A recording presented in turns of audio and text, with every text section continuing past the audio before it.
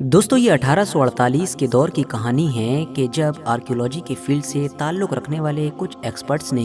Iraq के कुछ अलग अलग इलाकों में खुदाई का काम शुरू किया, जिसका मेन मकसद यही था कि किसी तरह से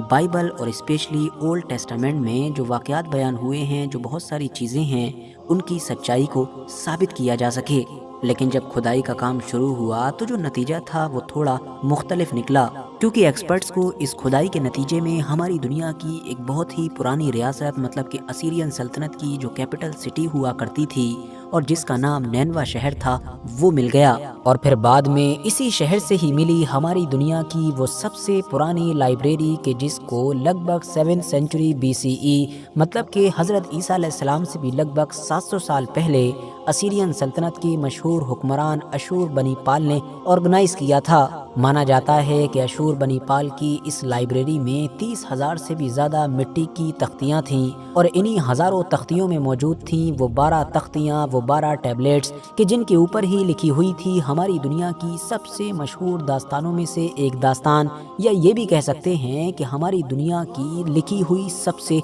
पुरानी दास्तान कि जिसको दास्ताने गिलगामेश के नाम से जाना जाता है। एक ऐसे अजीबोगरीब और ताकतवर बादशाह की दास्तान कि जिसने मौत से टकराने की कोशिश की, या ये कह सकते हैं कि मौत पर भी कंट्रोल जमाने की कोशिश की। बहुत सारी रिसर्च के बाद एक्सपर्ट्स ने यह अंदाज़ा लगाया है कि अशूर बनी पाल की लाइब्रेरी में मिली ये जो दास्तान है इसको शायद मिट्टी की इन तख्तियों पर 2100 ईसा पूर्व में मतलब कि आज से लगभग 4000 या फिर 4100 साल पहले लिखा गया होगा। अब वैसे तो दुनिया की ये सबसे पुरानी दास्तान इतनी ज़्यादा लंबी चौड़ी है कि जिसको पढ़ने और समझने के लिए घंटों का वक्त चाहिए है, लेकिन आज की इस वीडियो में हम उस पूरी दास्तान को बहुत शॉर्ट में आप लोगों के सामने पेश करने की कोशिश करेंगे। तो RH नेटवर्क की नॉलेजेबल फ्रेंड्स, गिलगामेश की इस दास्तान का आगाज़ होता है उसके इंट्रोडक्शन से और उसकी तारीफ़ों से, जिसमें ये बताया जाता है कि गिलगामेश किसी दौर में उरूक नाम के शहर का एक अजीम शान बादशाह हुआ करता था। उसके फादर मतलब के वालिद का ताल्लुक तो इंसानी नस्ल से ही था, जबकि उसकी माँ एक लाफानी देवी थी। इसी वजह से वो खुद भी 1/3 तो इंसान था, जबकि 2/3 इंसानों से अलग हटकर कोई और ही मखलूक था। हिम्मत, बहादुरी, ताकत, खूबसूरती, अकल, हर चीज में ही जो गिलगामेश था बेजोड़ था, मतलब कि उस दौर में उसके जैसा कोई भी नहीं था। कहानी के मुताबिक दुनिया ने तो गिलगामेश जैसा ताकतवर बादशाह पहले कभी देखा ही नहीं था, मगर साथ ही साथ गिलगामेश से जुड़े हुए कुछ काले पहलू भी थे, जैसा कि वो अपनी रियासत के आम लोगों पर बहुत ज्यादा जुल्म सितम किया करता था। उसकी रियासत में रहने वाली कोई भी खूबसूरत लड़की उसके हाथों से महफूज नहीं थी, बल्कि उसने तो अपनी सल्तनत में ये कानून ही बना रखा था कि उसकी सल्तनत की किसी भी नौजवान लड़की को शादी से पहले एक रात उसके साथ ही गुजारनी होती थी। कहानी के मुताबिक फिर लोगों की परेशानी को देखकर, लोगों की आह को सुनकर ही अरोरो नाम की एक देवी ने गिलगामेश को सबक सिखाने के लिए एनकेडो नाम की एक खतरनाक मखलूक तैयार की। ये ताकत और बहादुरी में बिल्कुल गिलगामेश के बराबर ही थी, और ये जो एनकेडू था ये एक मुकम्मल वहशी इंसान था कि जो जंगलों में दरिंदों के साथ ही रहा करता था। इंसानों की तहजीब से इसका दूर दूर तक कोई लेना देना नहीं था। एनकेडू आमतौर पर उन शिकारियों को निशाना बनाया करता था, उन शिकारियों को सजा दिया करता था कि जो उरूक शहर से बाहर निकलकर शिकार के लिए आया करते थे। गिलगामेश के पास जब इसकी शिकायतें पहुंची तो उसने इसको कंट्रोल करने के लिए, इसको सुधारने के लिए टेम्पल की एक तवाइफ को इसके पास भेजा, ताकि इसकी भूख को, इसकी वहशत को काफी हद तक कम किया जा सके। एनकेडू ने गिलगामेश की तरफ से भेजी गई इस तवाइफ के साथ लगातार 6 दिन और 7 रातें जिस्मानी रिश्ते बनाए, जिसकी वजह से अब जो जंगली जानवर थे उन्होंने भी एनकेडू को अपने साथ रखने से मना कर दिया। अब जब लगातार फिजिकल रिलेशन कायम करने की वजह से जानवरों ने अपने बीच रखने से मना कर दिया था, तो एनकेडू उसी तवाइफ के साथ ही जंगलों से बाहर निकलकर शहर की तरफ आ गया और शहर में आकर रहने लगा। एक दिन गिलगामेश जब दस्तूर के मुताबिक एक नई ब्याही लड़की को अपना हवस का शिकार बनाने के लिए आगे बढ़ रहा था, तो अचानक से एनकेडू उसके बीच में आ गया और उसने गिलगामेश को जंग के लिए ललकारा। ये देखकर गिलगामेश गुस्से से पागल हो गया और डायरेक्ट उसकी अना को ठेस पहुंची, क्योंकि उसके शहर में तो अभी तक कोई ऐसा इंसान पैदा भी नहीं हुआ था कि जो उससे लड़ना तो दूर बल्कि उसके ऊपर उंगली उठाने के बारे में सोच भी नहीं सकता था। इसीलिए इसी मौके पर ही अब इन दोनों के बीच एक खतरनाक फाइट शुरू हुई, जो लंबे वक्त तक चलने के बाद एनकेडू की हार के साथ खत्म भी हो गई। लेकिन हराने के बाद भी आखिर में गिलगामेश ने एनकेडू को कत्ल नहीं किया, जिसकी वजह से अब ये दोनों दोस्त भी बन गए। साथियों, कुछ वक्त के बाद ही ये दोनों साथ में जंगल में एक बड़ी मुहिम के लिए भी गए, जो मुहिम दरअसल एक खतरनाक बला से निपटने से रिलेटेड थी। जंगल में पाई जाने वाली हम्बाबा नाम की ये खतरनाक बला ऐसी खतरनाक थी कि 60 कोस दूर से आने वाली आवाज को भी महसूस कर लिया करती थी। लेकिन गिलगामेश और एनकिडू अपनी ताकत और बहादुरी के बलबूते पर इस बला को खत्म करने में कामयाब रहे। हालांकि हम्बाबा ने मरने से पहले इन दोनों को ही बुरी से बुरी बद्दुआएं भी दी थीं। इस मुहिम से वापसी पर फिर असीरियन देवी ईस्टर ने गिलगामेश को फिजिकल रिलेशन बनाने के लिए अपनी तरफ अट्रैक्ट करने की कोशिश की, लेकिन गिलगामेश ने इसको रिजेक्ट कर दिया, जिससे ईस्टर गुस्से में आ गई और नतीजा ये हुआ कि ईस्टर के फादर मतलब के देवता अन्नू ने गिलगामेश को खत्म करने के लिए एक बहुत ही ताकतवर और खतरनाक बैल उसकी तरफ भेजा। लेकिन गिलगामेश और एनकिडू अपनी ताकत के बलबूते पर इस बैल को भी बड़ी ही आसानी के साथ खत्म करने में कामयाब हो गए। एनकिडू और गिलगामेश जब अपने शहर उरूक में वापस आए तो उनकी इन्हीं कामयाबियों की वजह से उनका इस्तकबाल बड़े ही जबरदस्त तरीके से किया गया। बहुत खुशियां मनाई गईं, मगर हुआ ये कि गिलगामेश का जो दोस्त था मतलब कि एनकिडू, वो जंगल में पाई जाने वाली हम्बाबा नाम की उसी बला की बहुत सारी बद्दुआओं की वजह से हलाक हो गया। अपने दोस्त की इस तरह की मौत ने गिलगामेश को तोड़कर रख दिया और फिर इस मौत के बाद ही गिलगामेश ने एक ख्वाब भी देखा कि जिसमें उसने देखा कि उसका दोस्त एनकिडू जहन्नम में बहुत बुरे हालात में है, जहां वो मिट्टी और पत्थर खाता है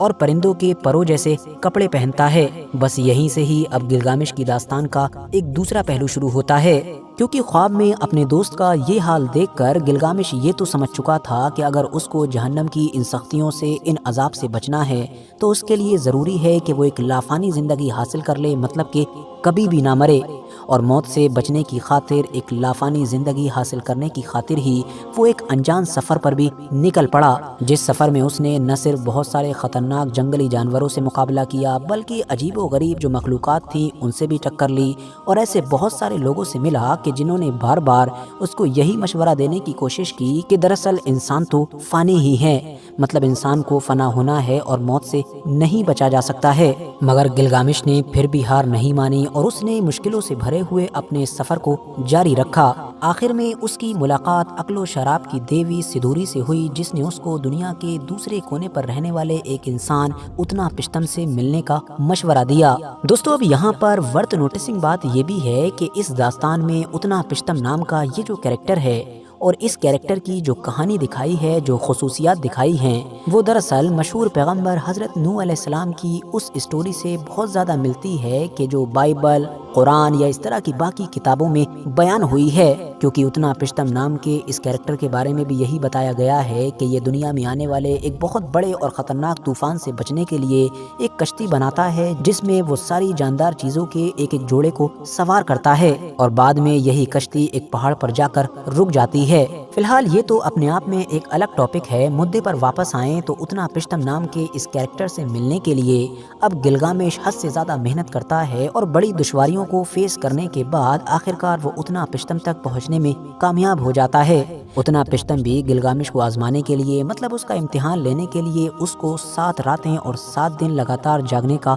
हुक्म देता है। लेकिन गिलगामेश इस इम्तिहान में फेल हो जाता है, क्योंकि थकन की वजह से वो बहुत जल्द ही सो जाता है। उठने पर उतना पिश्तम उसको वहाँ से चले जाने का हुक्म देता है, लेकिन उतना पिश्तम की जो वाइफ होती है उसको गिलगामेश पर तरस आ जाता है और उतना पिश्तम की बीवी अपने शोहर से ये जिद करती है कि वो इसको अबदी जिंदगी, मतलब कि कभी न खत्म होने वाली जिंदगी का राज बता ही दे, जिसकी वजह से अब उतना पिश्तम गिलगामेश को समुद्र की तह में मौजूद एक पौधे तक पहुंचने का रास्ता समझा देता है और कहता है कि ये वो राज है कि जो तुमको हमेशा जवान और जिंदा रखेगा। गिलगामेश भी कोशिशों के बाद समुद्र की गहराई में मौजूद उस पौधे तक पहुंचने में कामयाब हो जाता है और उस पौधे को अपने साथ लेकर शहर की तरफ निकल पड़ता है। लेकिन रास्ता में एक सांप के जो लगातार ही गिलगामेश का पीछा कर रहा था, उस पौधे को उससे चुरा लेता है। इसीलिए जब गिलगामेश उरूक शहर वापस पहुंचता है तो वो खाली हाथ होता है और उसके पास कुछ भी नहीं होता है। लेकिन हाँ, मुश्किलों से भरे हुए इस सफ़र ने गिलगामेश को पूरी तरह से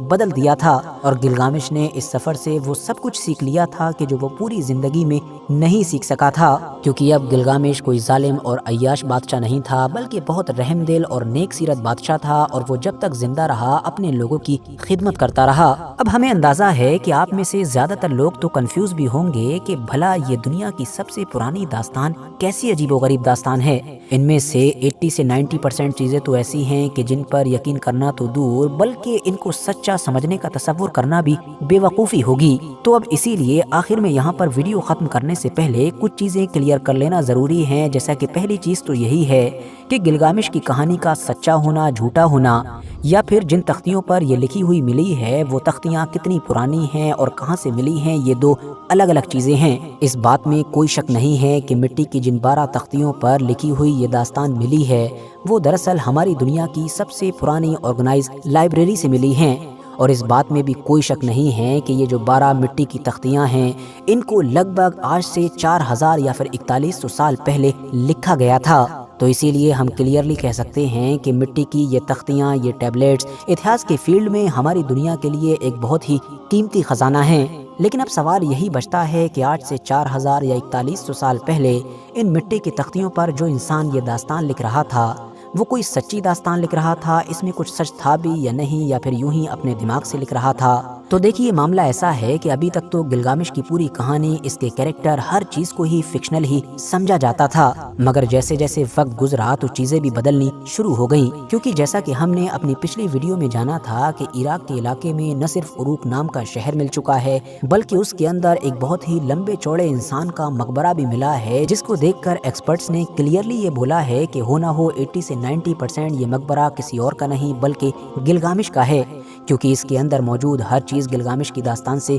मैच होती है। यही वजह है कि अब धीरे धीरे दुनिया इस बात पर भी यकीन करने लगी है कि शायद गिलगामेश का कैरेक्टर और गिलगामेश नाम का इंसान हमारी इस दुनिया में हुआ करता था। अब बस मामला यहीं पर रह जाता है कि गिलगामेश से जुड़ी हुई ये अजीबोगरीब जो कहानियां हैं, जो चीजें हैं, इनमें 10-20% भी सच्चाई है या फिर सारी की सारी फिक्शनल हैं। और ये चीज तभी पता चल सकती है कि जब इराक में पीस हो, जंगे वगैरह ना हो और इराक के उस खास इलाके में बड़ी ही गहराई के साथ फिर से रिसर्च शुरू की जाए। बाकी दोस्तों, इस पूरे टॉपिक को लेकर और गिलगामेश की कहानी को लेकर आपकी क्या राय है, कमेंट्स बॉक्स में जरूर बताएं। वीडियो अगर इन्फॉर्मेटिव लगी हो तो लाइक करने के साथ साथ दोस्तों के साथ जरूर शेयर करें, और ऐसे ही नॉलेजेबल और हिस्टोरिकल वीडियोस हमेशा देखने के लिए हमारे इस चैनल को सब्सक्राइब करने के साथ साथ बेल आइकन को जरूर प्रेस करें।